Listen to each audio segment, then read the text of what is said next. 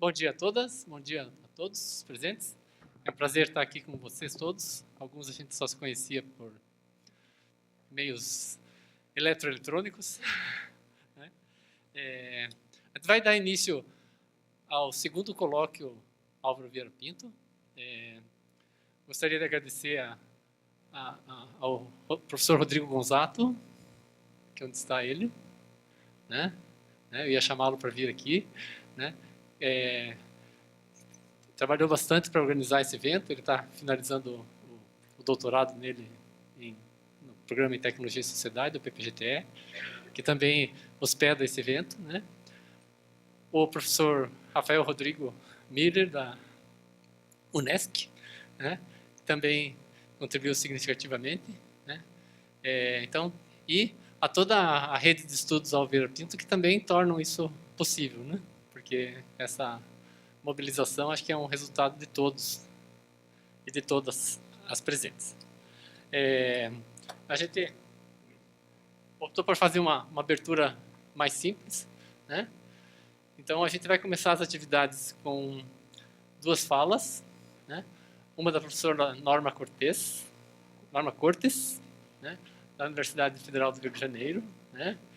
E depois a gente vai ter uma segunda fala pela manhã da professora Michele Fernandes de Lima, né? Da Unicentro, aqui do Paraná. Né? Não sei se Rafael querem complementar alguma coisa. Podemos começar com as atividades. Né? Acho que podemos começar, que acho que o debate depois acaba ficando mais rico. Né? A ideia é essa. Né? Então, inicialmente começamos com a fala da professora Norma Cortes. Norma Cortes. Tem umas, como é que vocês falam em Cortes, né? Tem acento, eu sempre esqueço. Tem circunflexo, né? Acho que é o curitibês que a gente fala um pouco diferente. Né?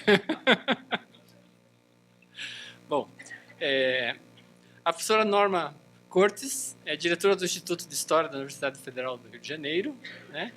Historiadora formada pela Pontifícia Universidade Católica, mestre em História Social, também pela PUC do Rio, doutora em Ciências Humanas, pelo Instituto de Pesquisas do Rio de Janeiro e o PERV, em 2001.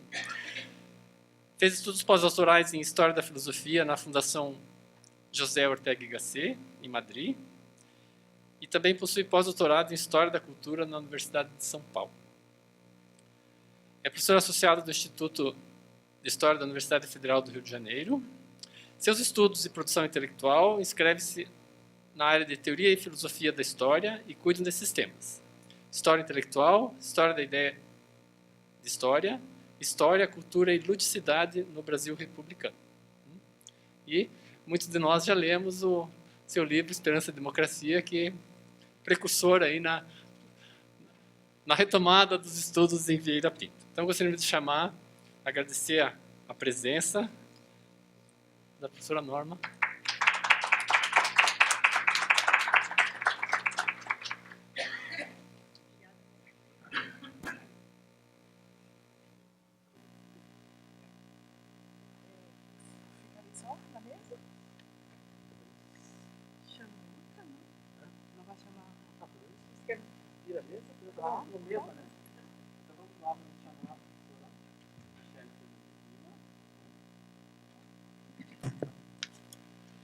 Então vamos chamar a professora Michele Fernandes Lima, vamos fazer uma introdução. É professora da Universidade Estadual do Centro-Oeste, no campus de Irati, né? Nas disciplinas de Metodologia da Pesquisa em Ciências da Educação e Políticas Educacionais. Professora do Programa de Pós-Graduação em Educação, mestre em Fundamentos da Educação pela Universidade Estadual de Maringá, doutora em Educação pelo Programa de Pós-Graduação em Educação da Universidade Federal do Paraná. Ela tem doutorado pela Universidade de Ponta Grossa, Estadual de Ponta Grossa. Isso, faltou o estadual, exatamente. Dá para ouvir? Dá, beleza. Eu me perdi aqui. pós-doutorado pela Universidade Estadual de Ponta Grossa, é o pós-doutorado que faltou, né? É professora do Programa de Pós-Graduação em Educação da Universidade Estadual do Centro-Oeste e líder do grupo de pesquisa Estado, Políticas e Gestão da Educação.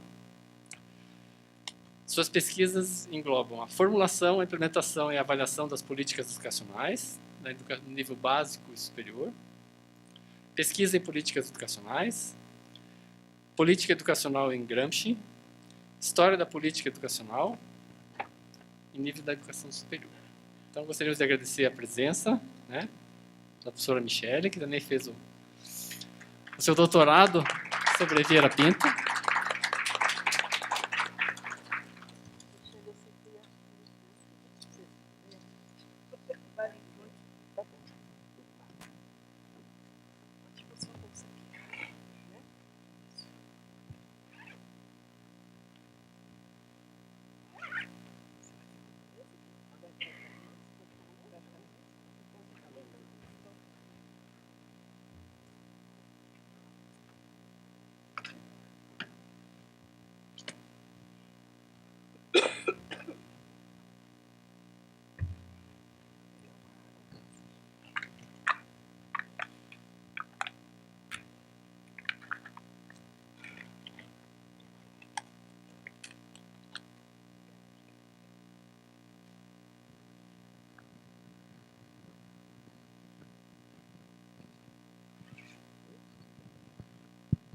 Tá ligado.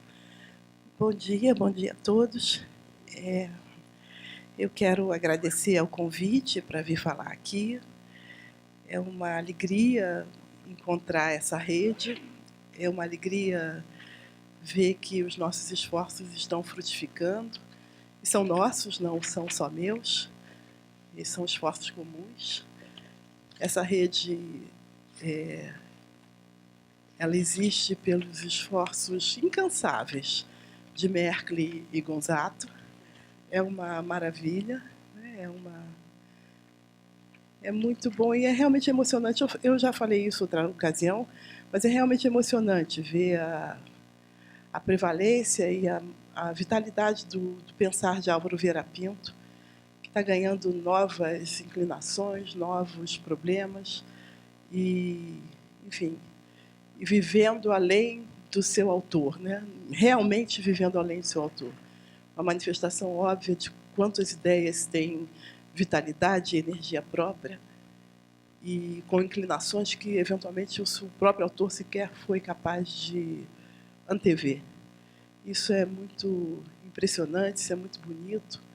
Para mim, que sou historiadora, e ver essa manifestação de permanência no tempo, a despeito das variações, né?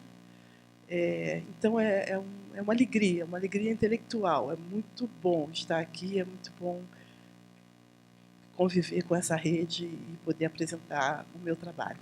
Obrigada pelo convite. Vamos a ele. Eu vou ler, eu vou fazer de conta que eu não estou lendo, tá? Para vocês não ficarem tão chateados assim, mas eu vou ler para manter um pouco da ordem das coisas. Enfim. O que eu vou falar é um pouco sobre a fortuna crítica de Álvaro Vieira Pinto, uma fortuna crítica que vem se alterando e é um pouco sobre isso que eu vou falar, sobre essa mudança que está acontecendo nos últimos tempos. Entre 1992 e 1993, quando eu comecei a investigar a obra de Álvaro Vieira Pinto, com vistas ao meu ingresso no curso de doutorado em Ciência Política no IUPERJ, lá no Rio de Janeiro, os debates historiográficos e sociológicos acerca da inteligência brasileira dos anos 1950 e 1960 estavam impregnados por uma única chave interpretativa que insistia em qualificar esse período da República a partir da tríade conceitual nacionalismo, desenvolvimentismo, populismo. Tal chave interpretativa mesclava as dimensões da vida econômica, política e ideológica para sugerir ter havido forte continuidade entre o pensamento autoritário, que graçara nos anos 1920 e 1930, e a inteligência da geração Bossa Nova. Mas muita atenção, Eu só chamo a geração de Álvaro Vieira Pinto de bossa nova hoje. Em 1993, eu não chamava dessa maneira. Só agora eu consegui constituir essa concepção de que ele fazia parte de uma geração que eu posso chamar de geração bossa nova e que irmana Darcy Ribeiro, Guimarães Rosa, Clarice Lispector, Ferreira Goulart, Guerreiro Ramos, Álvaro Vieira Pinto, enfim, aí, os neoconcretistas. Só hoje eu consigo conceber isso. Em 93 isso não é verdade, não era verdade.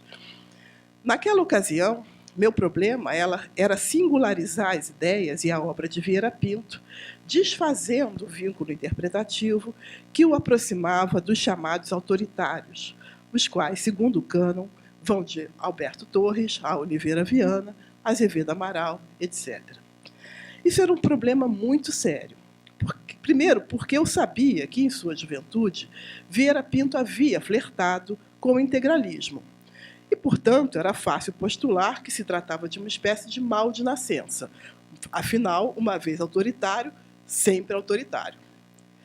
E, segundo, porque não havia no mercado, com aspas, de interpretações historiográficas ou sociológicas, uma formalização teórica que me permitisse traçar a história da inteligência brasileira, separando tais gerações de pensadores, separando os autoritários da geração da década de 50, de maneira nítida.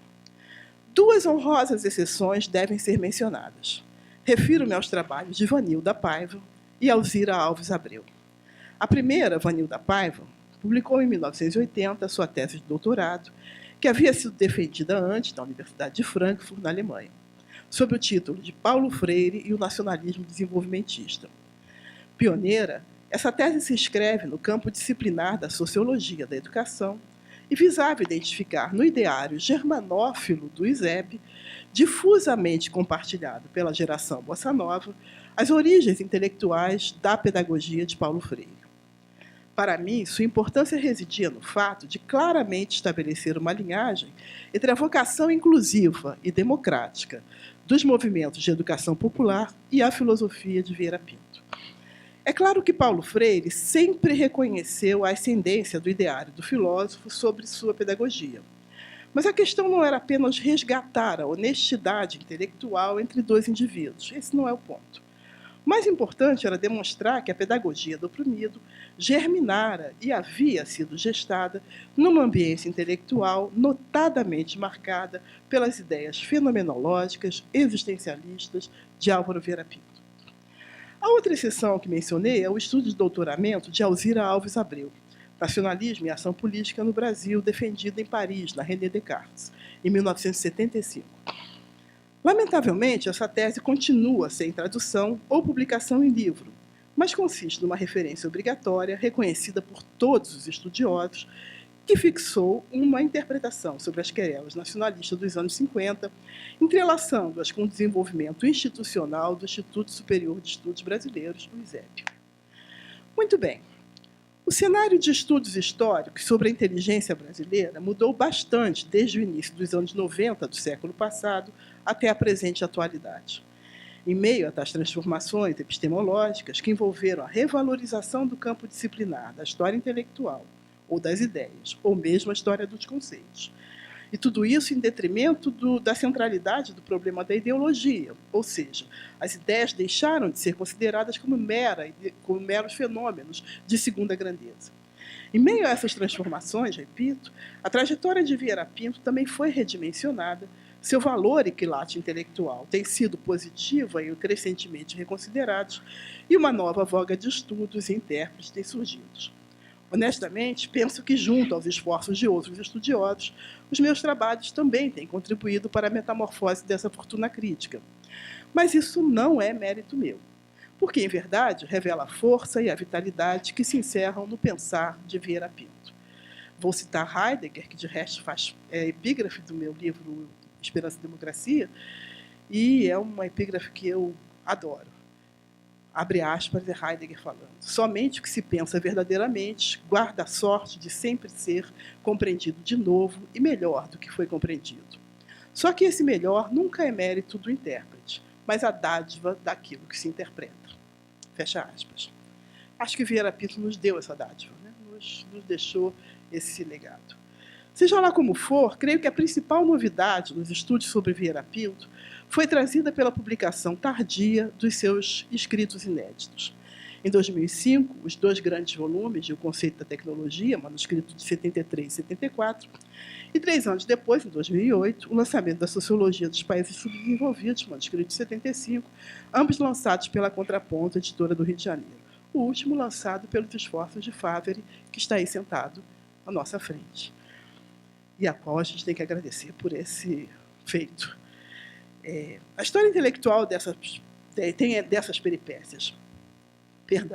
A história intelectual tem dessas peripécias, sendo absolutamente comum que ideias e autores entrem ou saiam de moda, sendo resgatados ou esquecidos, mas continuamente ressignificados, a partir das reviravoltas da recepção crítica.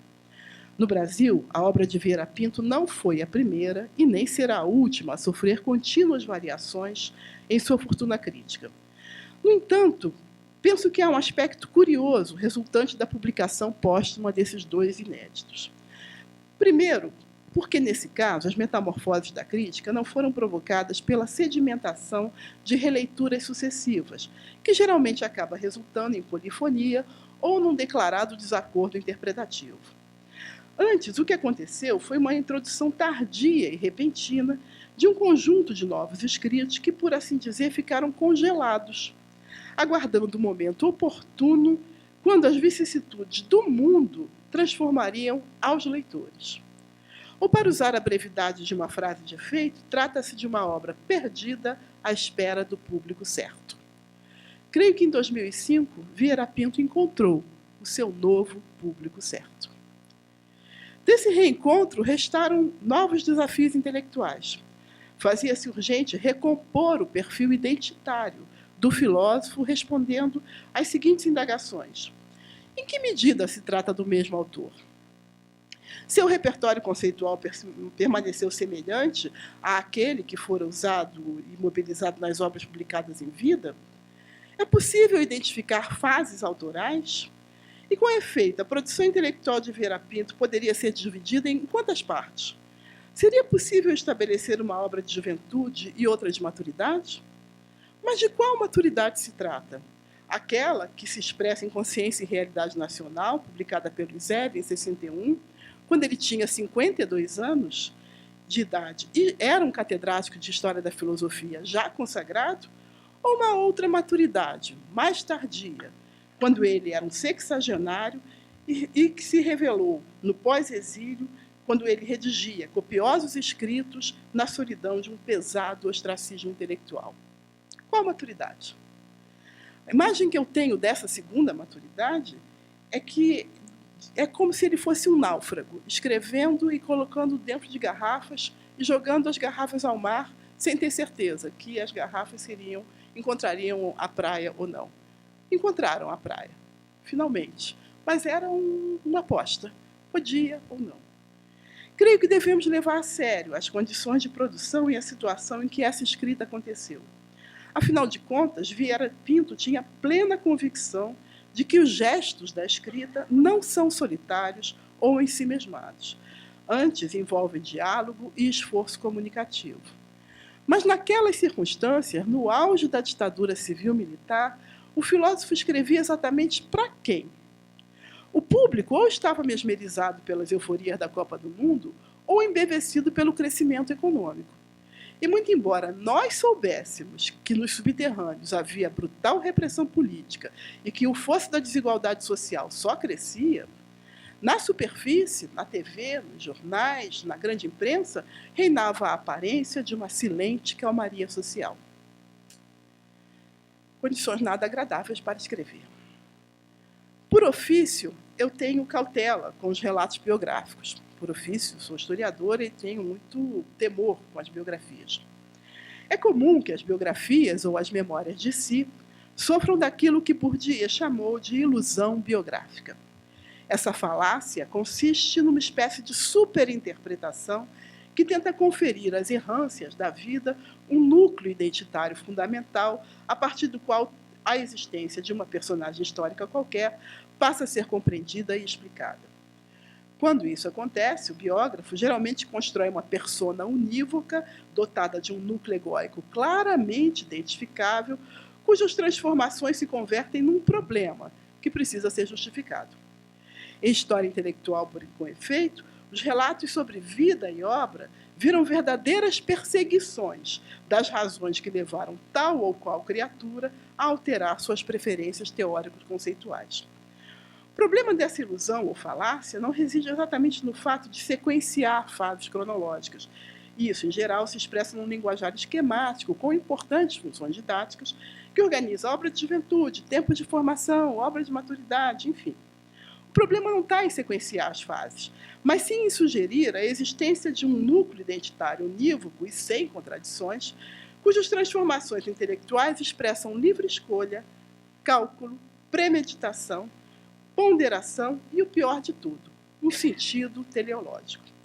Em outras palavras, como se os pensadores deliberadamente aderissem ou alterassem as suas inclinações teórico-conceituais, tal como mudam de roupa. Ou, num sentido diametralmente oposto, como se os intelectuais mudassem de roupa não por querer, mas em virtude de influências irresistíveis e sobredeterminantes.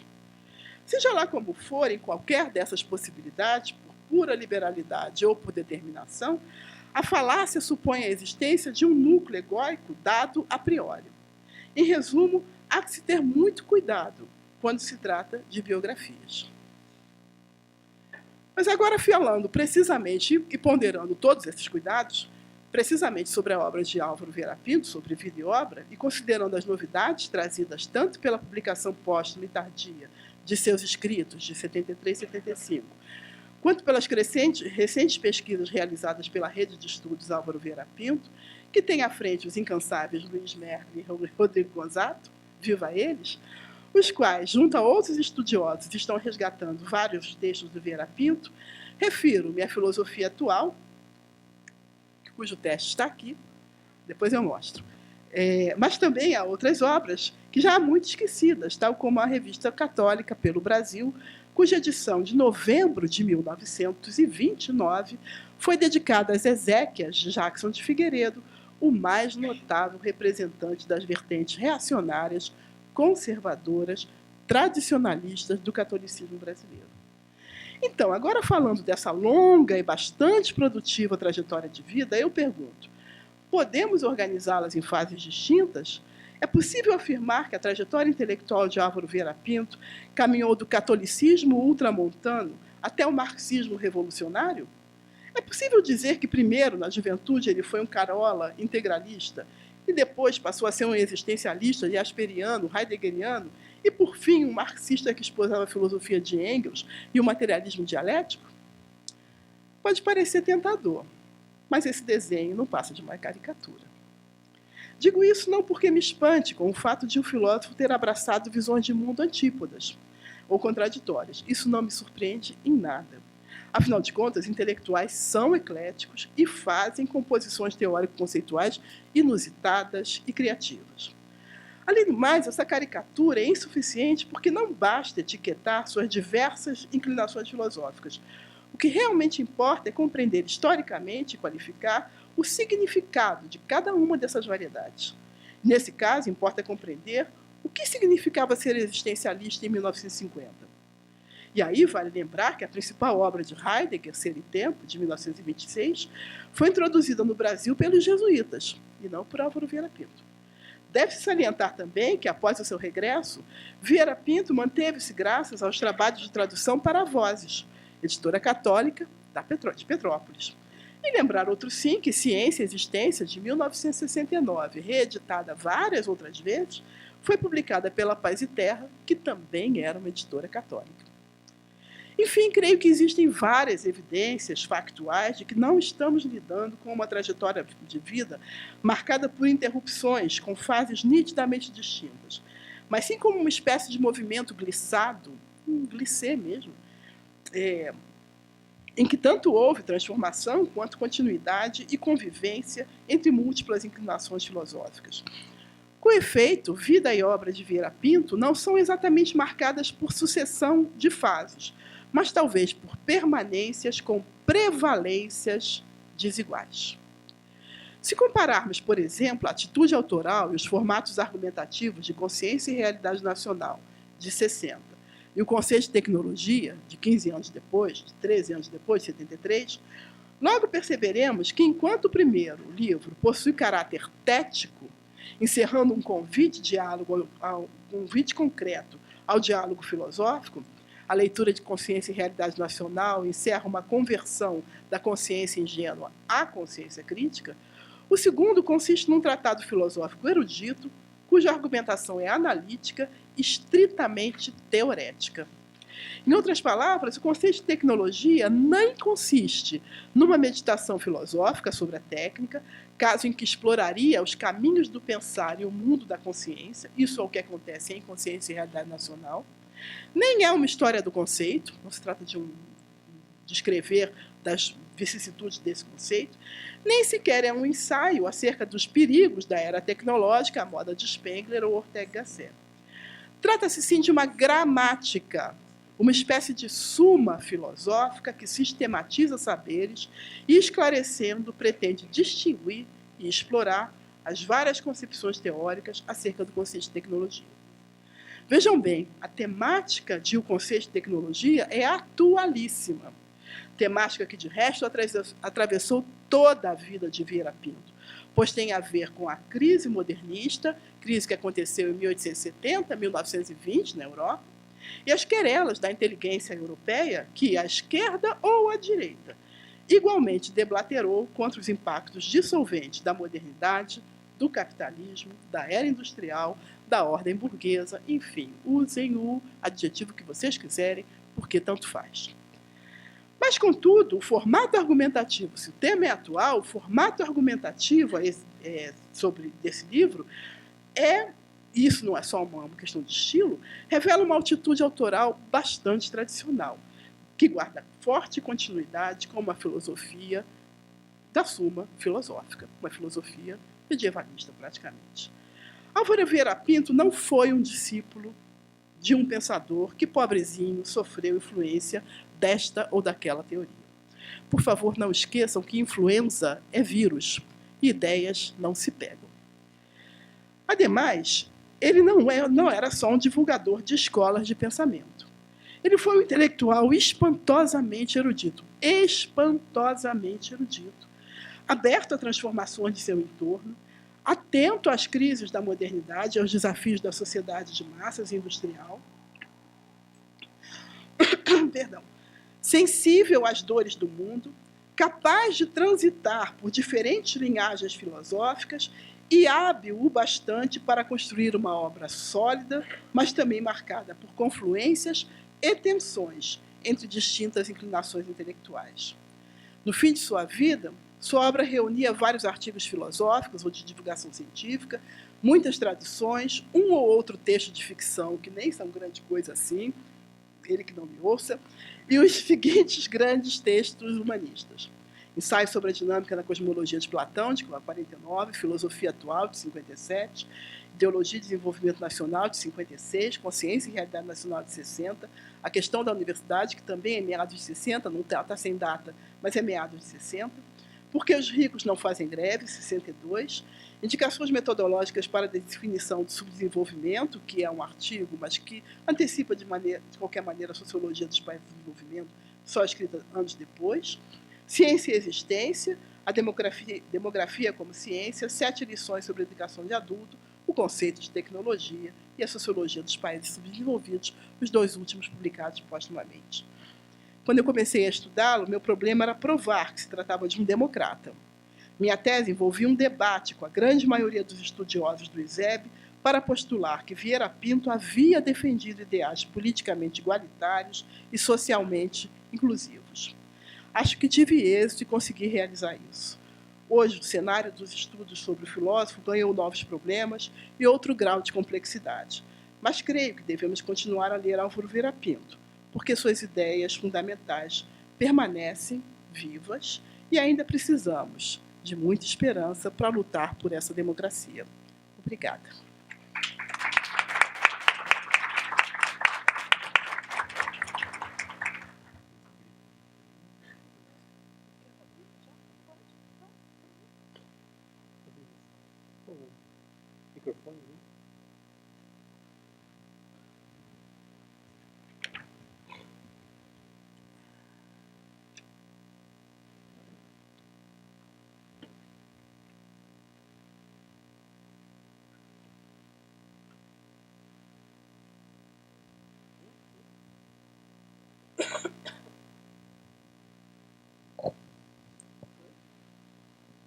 Foi? Foi.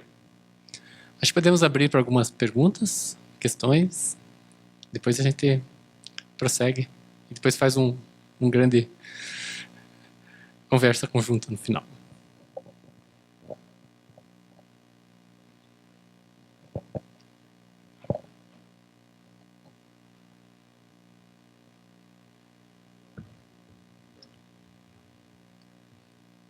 Professora Norma, eu sou Jairo, sou coordenador do GT de Filosofia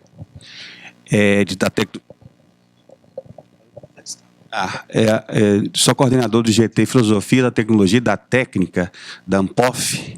Estou aqui no Paraná fazendo um pós-doutorado e estou estudando o conceito de tecnologia. E, se você me permite, eu queria discordar de você num ponto. Eu não acho que o livro é uma gramática. A leitura é o seguinte: quando ele vai falar, vai dizer que a filosofia tem um papel, que devemos construir conceitos gerais. Quer dizer, me parece que existe uma espécie de um kantismo em Alvira Pinto, que é o seguinte: porque as categorias, o conceito é uma categoria. Então, o Kant vai dizer o seguinte: olha, o entendimento trabalha com conceitos empíricos e está ligado às disciplinas empíricas. E precisa de uma ideia que dá uma certa organizar esse conhecimento empírico. E uma ideia é diferente de um conceito. Então, quando Vieira Pinto está falando de conceito, para mim ele está falando de uma ideia, quer dizer, a ideia de tecnologia, né, e os conceitos empíricos de outras disciplinas que formulam esses conceitos de tecnologia, e ele parece que está tentando construir um conceito unitário de tecnologia a partir dos conceitos empíricos das várias disciplinas e a partir de uma crítica que ele está fazendo a uma concepção ingênua da tecnologia. Então, me parece que ali é um tratado filosófico. Ele está trazendo uma novidade para o debate da filosofia da técnica, está formulando um conceito de tecnologia que não tem na história da filosofia da técnica, que é ligar o conceito de tecnologia às forças produtivas. Então, parece uma novidade, entende? Então, é só esse ponto. Talvez eu esteja errado, mas, enfim, eu não acho que seria uma gramática, eu acho que é um tratado filosófico, é uma filosofia da técnica que tem ali. Ok?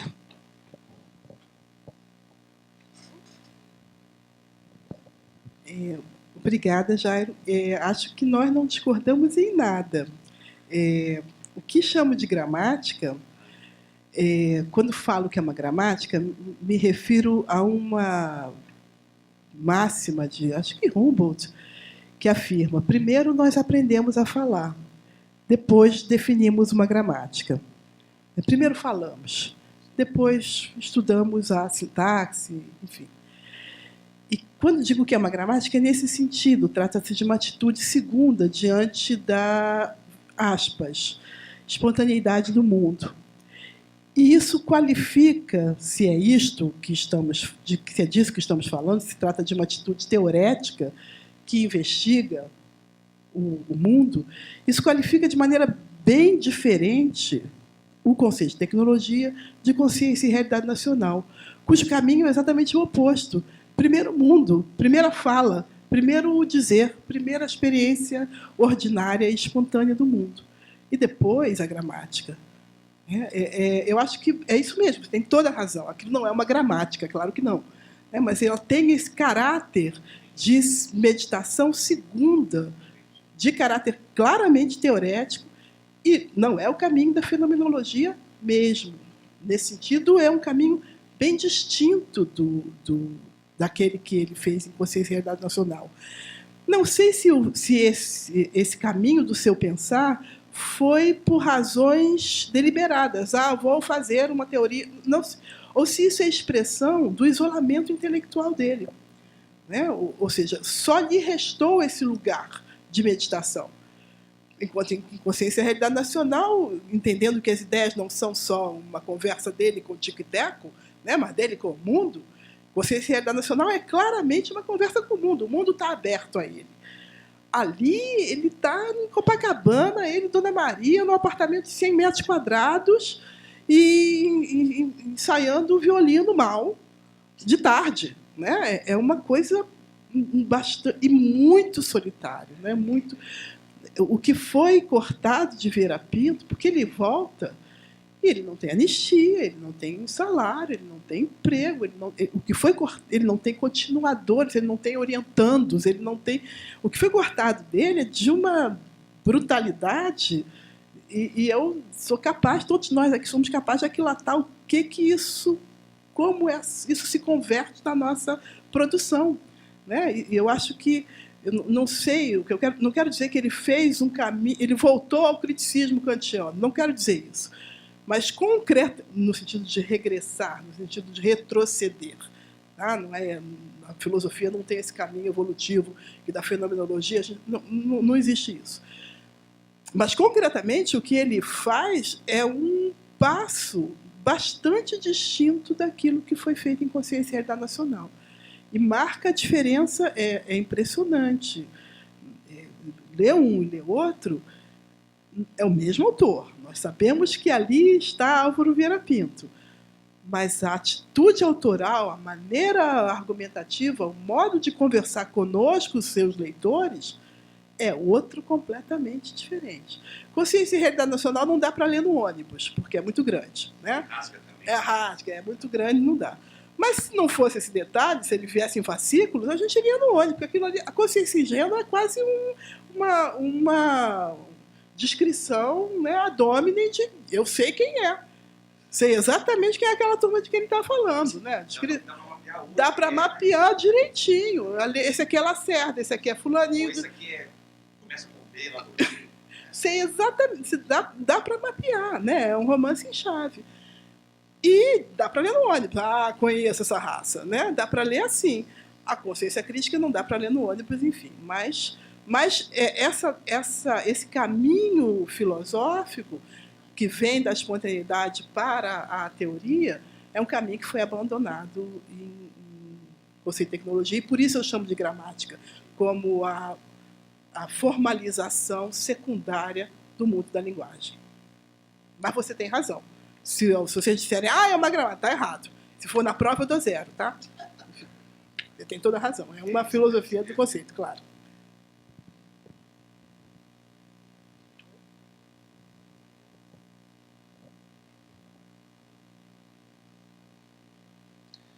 Eu teria uma pergunta, professora.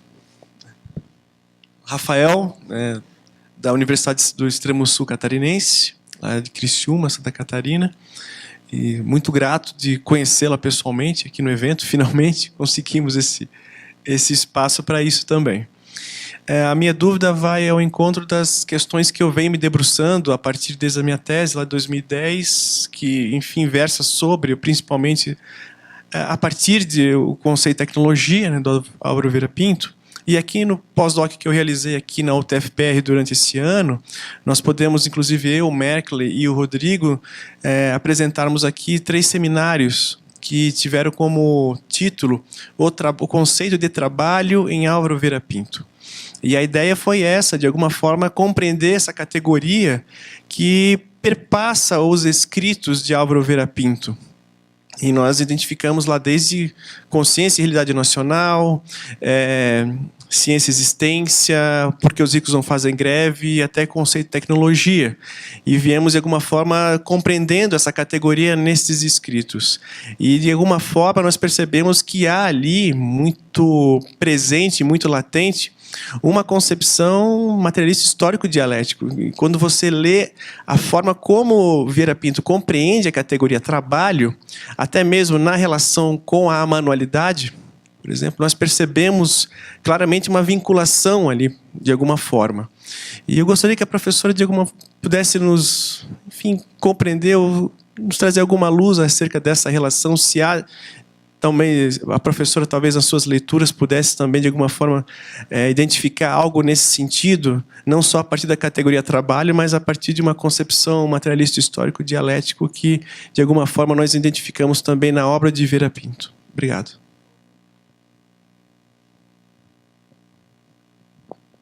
Bom, eu acho que Vieira é um pós-hegeliano, né? E nesse sentido, ele, com toda uma geração de pós-hegelianos, na filosofia, classicamente, a gente organiza, né? Kierkegaard, Nietzsche, Marx, geração pós-hegeliana, que cada um a seu modo vira Hegel ao avesso, né? Vira o idealismo hegeliano ao avesso, oferecendo concretude ou emprestando os dramas do mundo da vida ao idealismo hegeliano. Acho que Vieira está nessa ambiência intelectual. E é claro que, nesta ambiência intelectual, ele compartilha de conceitos ou de visões de mundo que são do materialismo dialético. Mas eu tenho algum receio de dizer, olha, que ele é um material. Eu realmente tenho, porque acho que, enfim, se nós pegarmos enfim, essas linhagens de pensadores alemães, de Kant a Gadamer, né? A gente faz essa linhagem, nós vamos encontrar ali certas confluências, certa comunidade de sentido que compartilham de ideias bastante semelhantes, que têm a ver com a colocação do mundo ordinário, com a valorização do mundo da vida, com a valorização do concreto, com a valorização da experiência do mundo, do viver, da existência, do trabalho, enfim. Eu vou chamar isso de mundo ordinário, ok?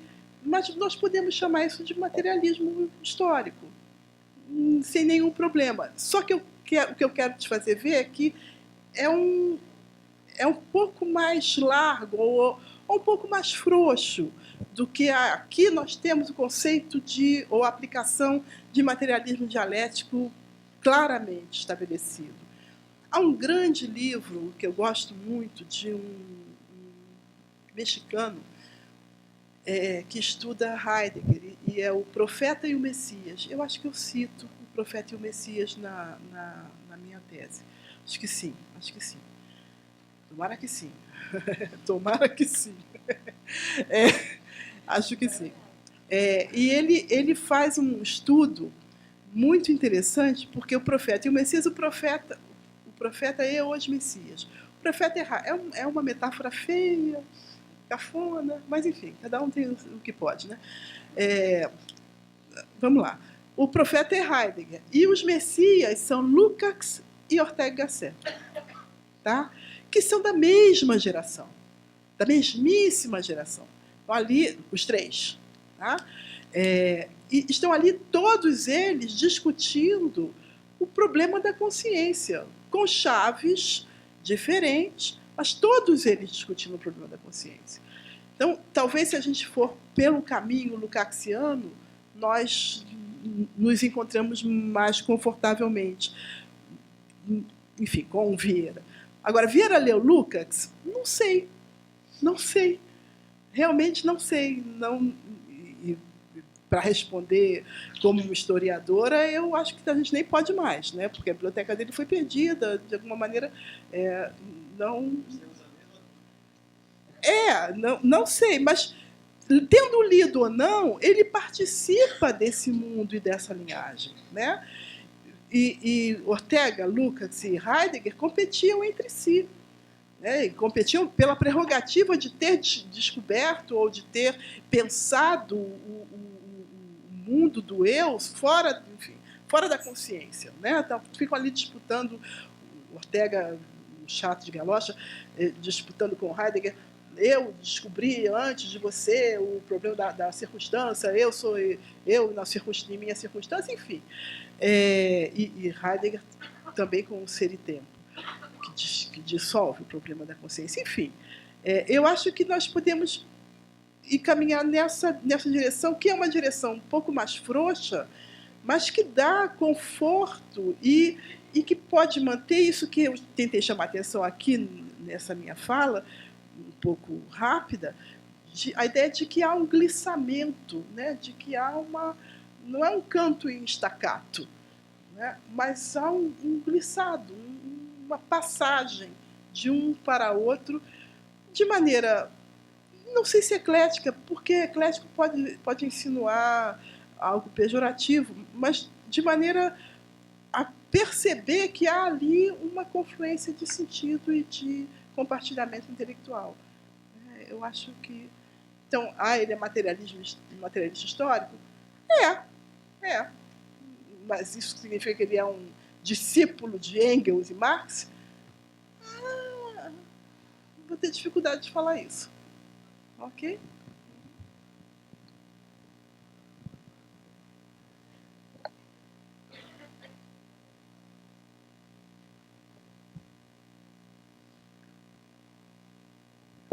Professora, primeiramente, obrigado pela tua palestra, pela tua fala. Primeiramente, na verdade, seria fora Temer, mas vou ficar muito obrigado pela tua fala. Nesse mesmo sentido que o professor Rafael falou, eu não sei se talvez tu poderia falar se o Álvaro Vieira Pinto conseguiu fazer no Brasil, a partir da leitura da América Latina, essa espécie de síntese que o Sartre tentou fazer na Europa e foi muito criticado, entre o existencialismo e o marxismo. Vai na mesma direção, assim, mas eu tenho percebido que ele consegue fazer isso, uma hipótese minha, acho que ele consegue fazer isso de uma maneira muito bonita e que acaba também refletindo no próprio Paulo Freire, esse existencialismo materialista dialético. Gostaria que tu pudesse falar alguma coisa sobre essa percepção, se tu tem, seria bacana. Eu falei, eu teria dificuldade de chamá-lo de materialista histórico, discípulo de Marx, mas também teria dificuldade de chamá-lo de heideggeriano, discípulo de Heidegger, ok? Exatamente, não é só um discípulo. Ele é isto que acho que você está chamando atenção, uma criatura... Nós temos e aí é um vício que o próprio Vieira combateu, né? O fato de estarmos aqui na periferia não significa que a gente tenha que replicar e ser meramente influenciado por ideias estrangeiras, né? Como se fôssemos esponjas que recebemos as ideias alheias, né? O lugar da periferia talvez nos dê uma singularidade que nos permite ser bem mais criativos do que o mundo, o primeiro mundo, o mundo central, né? Eventualmente, sim. Vou falar uma coisa prosaica, mas eu tive a oportunidade de conhecer alunos de pós-graduação americanos e é impressionante. Os alunos da pós-graduação no Brasil são muito mais eruditos do que alunos da pós-graduação nos Estados Unidos. No sentido de que nós falamos e lemos 4 línguas, no sentido de que nós temos necessariamente de conhecer várias possibilidades interpretativas. Enfim, um estudante americano lê uma língua, a dele, ponto, que ele acredita ser a língua do mundo. Só que não é. Né? Então, o fato de estarmos na periferia nos coloca diante de uma diversidade, de uma multiplicidade obrigatória. Não é confortável, não, porque é bacana, é necessário. E é impressionante como nós somos... Ser criativo é uma exigência para conseguir organizar o mundo e dar loquacidade a ele. Enfim, nesse sentido, então, que eu acho que a gente não está falando de influência, não está falando de discípulo, não está falando de um seguidor, não está falando de um divulgador. Né? Se colocar ele nessa situação, eu acho que é amesquinhar o tamanho de Vieira Pinto. E acho que ele está nesse lugar de um pensador que está aqui, do lado de cá do mundo, olhando tudo isso, e você sinaliza para uma semelhança muito importante. A trajetória dele e de Sartre são muito parecidas. E são muito parecidas, inclusive porque seus opositores, ao fim e ao cabo, os empurraram para uma situação em que eles radicalizaram suas posições. Né? A geração que seguiu a Sartre e rejeitou a Sartre, ao fim e ao cabo, o empurra para a esquerda, cada vez mais para a esquerda. Talvez isso tenha acontecido também com não a geração que lhe seguiu, porque essa rejeitou, no caso de Vieira Pinto, sim, mas ele estava fora já do ambiente universitário, né? Ele não estava mais vivendo esse mundo. Enfim, acho que há semelhanças muito profundas nas suas trajetórias e nesse caminho que fizeram. Tem a ver com o mundo, tem a ver com a reação dos outros, reação do público, da recepção pública. Enfim, acho que sim, tem uma proximidade importante, uma proximidade de trajetórias. Você identifica uma trajetória e fala, parece, é bastante semelhante. Né? Concordo com você. Mas, insisto, não me sentiria confortável em falar, nós temos... Nem de chamá-lo de eclético, não é eclético, não, porque isso pode denotar algo, enfim, frouxidão ideológica, frouxidão intelectual. Né? Nem nisso não gostaria de encontrar esse adjetivo.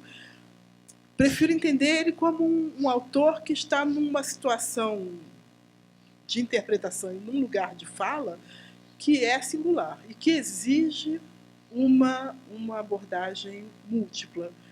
De resto, porque também está ligado a uma linhagem filosófica que não é única, que tem um núcleo fundamental, que tem uma preocupação importante com o mundo ordinário, com a vida, com o que é, com a existência concreta, voltar às coisas elas mesmas, na fala de Russell, ou voltar ao mundo tal como ele é, enfim, a ideia de trabalho. E tudo isso é um pouco comum a essa linhagem de pensadores. Eu acho. Enfim, não sei se ajuda, mas tomara que ajude.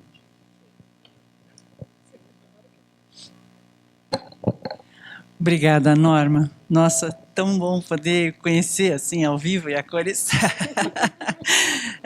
Eu acho que essa é uma coisa importante também, a tietagem intelectual. A gente está falando disso, querendo encaixar o Álvaro, né? Parece assim que a gente foi ensaiado nessa perspectiva, né? E o que as leituras que a gente vem fazendo provocam é justamente isso. A gente não consegue encaixar. E daí a gente vai para um outro passo, que é, bom, então vamos para as margens, né? E palavras como ordinário acho que são boas chaves, né?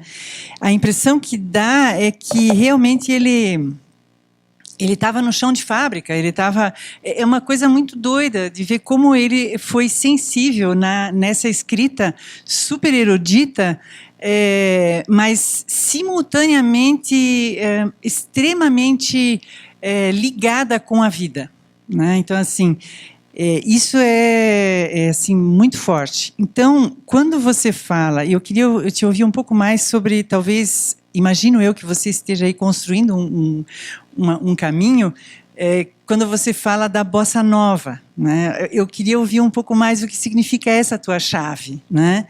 E esses dois achados, ou seja, ver na Vanilda Paiva e na Alzira Alves, duas leitoras que descentram de novo algumas coisas, né, e nos entregam, e é interessante que não é por acaso que são duas mulheres, né, porque e você também, né, ou seja, é uma leitura e a gente se vê, eu não sei por que exatamente, mas nós talvez seja a manualidade da perspectiva de como que a gente pensa a experiência a partir do nosso mundo quando lê o Álvaro Vieira Pinto, né?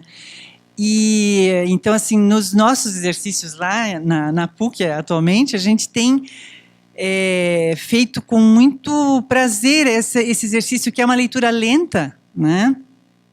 Absolutamente lenta. Eu me irrito profundamente com algumas coisas do texto, assim, porque é denso e né? Mas, ao mesmo tempo, a gente se liga muito ao que ele está dizendo, né? Então, assim, e é bem isso, assim, fora da casinha, no sentido de não conseguir botar ele em lugar nenhum, né? Então, eu queria te ouvir um pouco sobre essa bossa nova e o quanto tu mistura mesmo com os sermos desde baixo, né? Fazendo uma filosofia nossa, né? Um pouco isso. Professora, já que o microfone passou, nem ia falar, mas o microfone passou. Sou Núbia, de Brasília, enfim. E lembrando da fala do professor Ernesto no ano passado, que acompanhei, nem estava aqui presente, assim, hoje eu também estou nessa tietagem, né? Ele falava no encontro passado desse olhar para si mesmo, e olhar para o próprio Álvaro Vieira Pinto e dessa construção da nossa identidade. E lendo Ciência e Existência pela 4ª vez, ainda acredito que eu vou ler 5, 6, 7 ou mais. Não. Nessa perspectiva de não encaixotar mesmo o Álvaro Vieira Pinto. Por isso que eu peguei, vai seguindo o fluxo aqui, e de pensar talvez no Álvaro Vieira Pinto pelo próprio Álvaro Vieira Pinto, porque no Ciência e Existência ele deixa claro, assim, dessa perspectiva de nós pesquisadores, pesquisarmos sim a partir dessa realidade que nós vivenciamos, e mais para isso, assim, de olhar para a nossa realidade, de olhar para nós mesmos. Então, ao invés, eu comecei o exercício quando eu descobri Álvaro Vieira Pinto, que foi fazendo isso, querendo encaixotá-lo, né, dentro das categorias, na rigidez do materialismo histórico dialético, eu queria encaixotá-lo. E aí, de repente, ele me mostra, no Ciência e Existência, que isso não é possível, que ele é livre e ele pode perpassar de um fanismo à descoberta de que esse ufanismo não é bacana, enfim. Então é só para a gente talvez pensar nele por ele mesmo. Será que não é o momento da gente fortalecer esse grupo agora e começarmos a discutir ciência? Gente, eu estou sozinha, tá? No Distrito Federal, nessa discussão. Então, começar a discutir ciência e existência nessa perspectiva de categorizar. E olha que feio que eu estou fazendo. A gente não conta pra ninguém. Mas ele nele mesmo, compreende? Assim, mas academia ou CAPES? O que a CAPES faz conosco, né? A CAPES nos mata. Nele, né? Nele mesmo, é isso.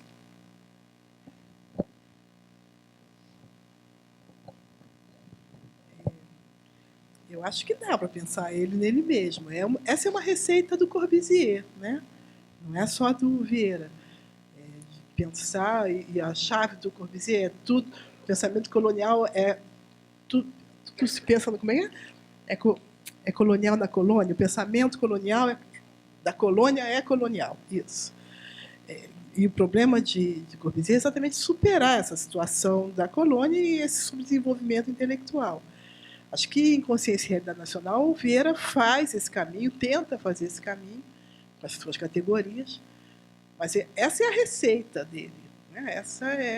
Esse é o desafio. Acho que somos capazes de fazer isso? Estamos tentando, né? Somos capazes de fazer isso de maneira cabal? Não. Nem é para ser, né? Porque não vai acabar. Está aqui a fórmula pronta para pensar a partir do Brasil. Não. Deus me livre um negócio desse. Mas acho que esse é o esforço de pensar de maneira autônoma, criativa e pensar o mundo a partir daqui, né? Com certeza. Acho que é possível, sim. Enfim, e ele não permite muita caixinha, né? Eu nunca tinha pensado sobre esse negócio de ser mulher, não. Eu nunca refleti sobre isso nesta situação, enfim, como estudiosa de Vieira. Nunca me senti chamada nessa direção, não que não seja feminista ou atenta à emancipação e às conquistas femininas, não é isso, mas nunca me senti particularmente tocada neste assunto ao estudar Vieira Pinto. Enfim, acho que por que a gente pode juntá-lo com a geração? Por que eu posso chamá-lo de geração bossa nova? Substantivamente, a conquista teórica de consciência e realidade nacional é pensar um novo ser para a nação, né? O nacionalismo que Vieira Pinto postula consciência e realidade nacional é de uma outra cepa, tem outra característica, que não é mais o nacionalismo que foi pregado pela inteligência dos anos 20. Né? Não era mais o nacionalismo ufanista, muito pelo contrário, nem o nacionalismo que buscava a alma brasileira, ou a não alma brasileira, o herói sem caráter, sem alma nenhuma. Né? Enfim, ele está rompendo ponto a ponto com toda a canônica modernista da década de 20 e 30. E esse rompimento, e a canônica anterior também, claro, e esse rompimento o coloca numa situação em que ele passa a postular que o ser é tempo. Né? O ser da nação é o seu projeto. O ser da nação é o seu futuro. O ser da nação é a nossa capacidade de articular aqui uma ideia de mundo, uma visão de mundo e ir para frente.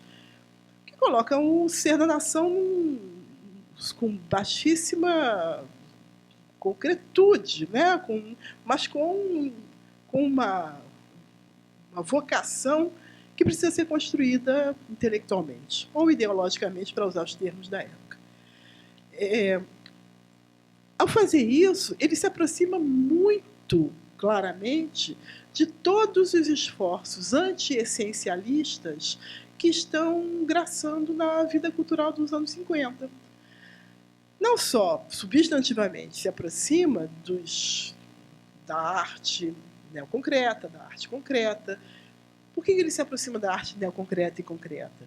Porque, ao contrário da arte figurativa, a arte concreta e a arte neoconcreta abrem mão da figuração e da descrição fiel do mundo, no sentido fiel como representação, claro, no sentido de que esta arte é capaz de capturar um mundo e espelhá-lo. A arte abstrata, a arte concreta e neoconcreta, ela não é um revelar da janela do mundo. Ela instala um novo ser no mundo e chama o espectador para um contato imediato entre a arte e a observação estética. Me faço entender quando digo isso? No caso de Lygia Clark, por exemplo, que faz os bichos, ela não só faz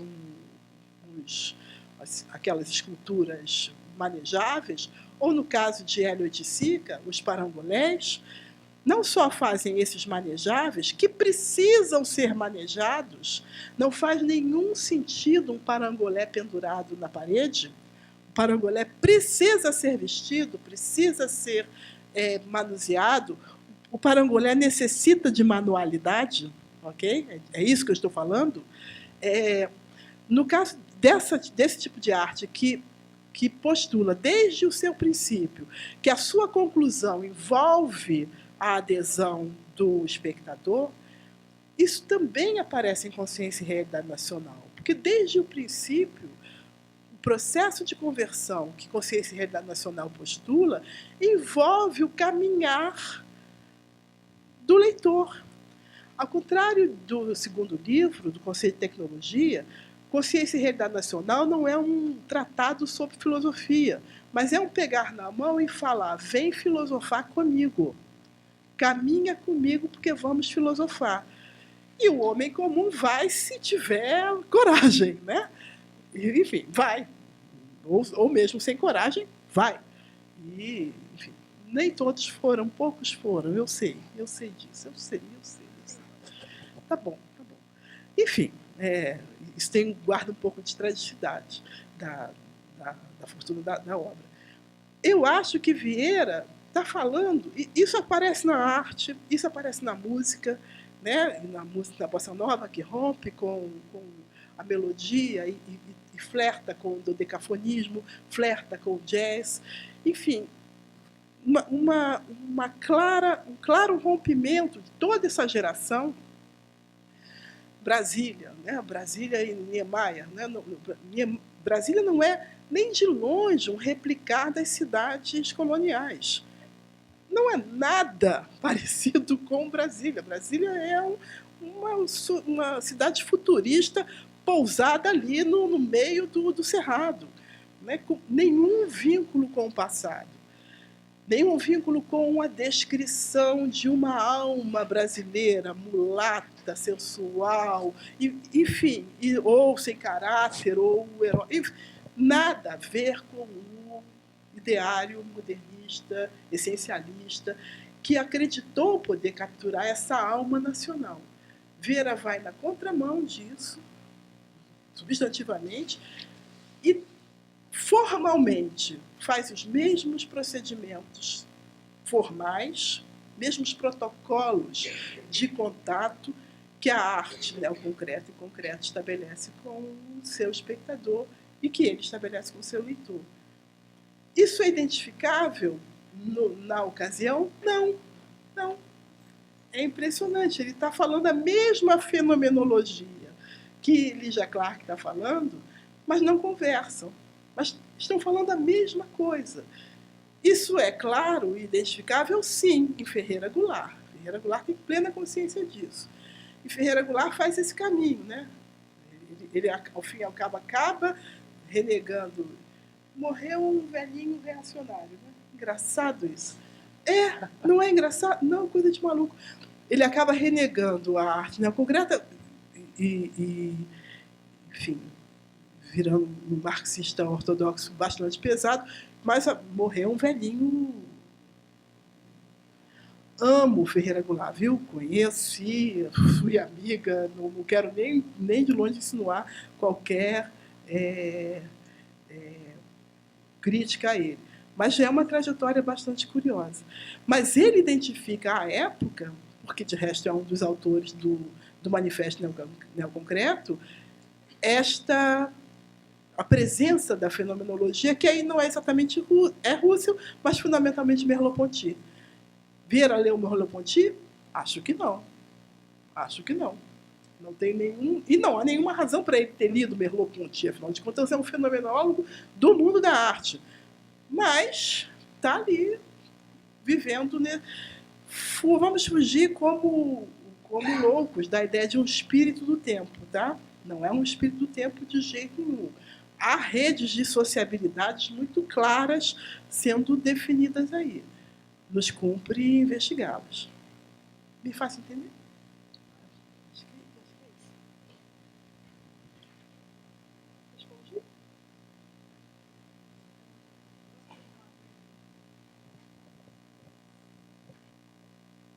Uma curiosidade que eu tenho, e já que tu é historiadora, quem sabe pode nos ajudar.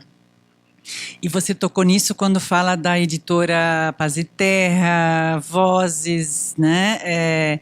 É incrível como o tempo de isolamento que ele viveu é o que a gente parece assim se encaminhando, né? Então, e a igreja então tem um papel muito importante, né? É o contraditório, porque por um lado está alimentando a extrema direita, né? E por outro, né? É só olhar para o Papa Francisco e para uma série de grupos de base novamente se reorganizando. Como que o Álvaro transitava nisso? Porque ele deve ter tido proteções do campo católico para ele conseguir, inclusive, sobreviver. Né? Então, se tu tem algum indício, porque é tão pouco que se tem sobre isso, né? A Igreja na América Latina, ela faz um caminho, enfim, ela faz a opção preferencial pelos pobres, né? A teologia da libertação, neste exato momento, está campeando e graçando, enfim, no mundo católico. E mesmo intelectuais importantes do catolicismo, como Alceu Amoroso Lima, eles fazem esse caminho, né, do conservadorismo, do integralismo, quase, a democratas importantes que salvaguardaram vidas e atuaram como protetores de autores intelectuais que eventualmente estivessem em apuros. E muitos estavam em apuros. Eu não sei se a gente pode chamar o Vieira Pinto de... Vamos lá. Ele era católico, ponto. Assim como grande parte da sociedade brasileira é. Né? Batizado, essas coisas. Tá bom, ia à missa, tomava a hóstia, esse negócio todo. Mas isso não significa que ele fosse um carola da vida inteira. Quando eu chamo a atenção para os vínculos com esse catolicismo, com a igreja, eu acho que nós temos que chamar a atenção para a rede de sociabilidade que ele construiu e que o manteve, né? Que era uma paz em terra, paz em terra é uma remissão imediata. A encíclica papal Paz em Terra, que, enfim, de 68, se não me engano, eu posso precisar isso, e a Paz em Terra é fundada pelo Enio Silveira, comunista, né? A gente não pode falar isso em público, mas era.